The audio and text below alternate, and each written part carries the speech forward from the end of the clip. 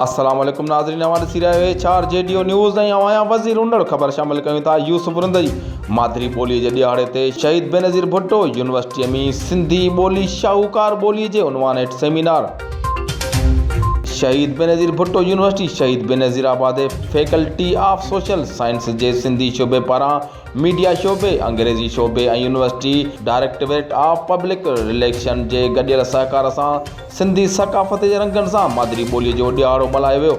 University शागिर्दनि ऐं शागिर्दाणनि पारां उन ॾींहं ते सिंधी ॿोली शाहूकार ॿोली जे उनवान हेठि यूनिवर्सिटीअ जे मल्टी पर्पज़ हॉल में हिकु सेमिनार करायो वियो, जंहिं में सिंधी ऐं ॿियनि डिपार्टमेंट जे शागिर्दनि पिणु शिरकत कई। सेमिनार में थींदड़ लेक्चर दौरान सिंधी शोबे जे चेयरमैन डॉक्टर अमीर अली शाह चयो त सिंधी अॼु पाकिस्तान जी शाहूकार तरीन ॿोली आहे। पाकिस्तान खां अॻु या अॼु बि पाकिस्तान में सिंधी वाहिद ज़ुबान आहे जंहिंजी बाक़ाइदा सूरत तख्ती, निसाब, टाइप राइट्स, प्रेस, स्कूली निसाब ऐं अख़बारूं मौजूदु आहिनि। सिंधी ॿोलीअ जी उहा ख़ुशनसीबी आहे जो अॼु बि सिंध में बाक़ाइदगीअ सां पढ़ाई वञे थी। मौजूदा पाकिस्तान में असीं सिंधी ख़ुशनसीब आहियूं जो असांजी सिंधी ॿोलीअ जो दर्जो न मिलण जे बावजूदु वधीक सघारी ऐं शानदार हैसियत में मौजूदु आहे। उन मौक़े ते सिंधी शोबे जे शागिर्दनि ऐं शागिर्दाणनि मादरी ॿोलीअ ते मक़ाला पढ़ी ऐं सिंधी गीत ॻाए पंहिंजे मादरी ॿोलीअ खे भेटा पेश कई, जॾहिं त सिंधी शोबे पारां तरतीब ॾिनल सिंधी सक़ाफ़त, सिंधी लाॾा, हो जमालो ऐं ॿियनि सक़ाफ़ती रंगनि सां भरपूर हिकु वीडियो पिणु ॾेखारी वई,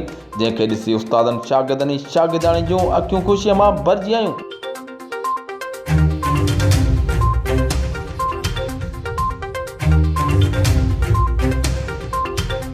HRJDO न्यूज़ में फ़िलहाल एतिरो ई। वधीक ख़बरुनि ऐं अपडेट्स लाइ ॾिसंदा रहो HRJDO न्यूज़।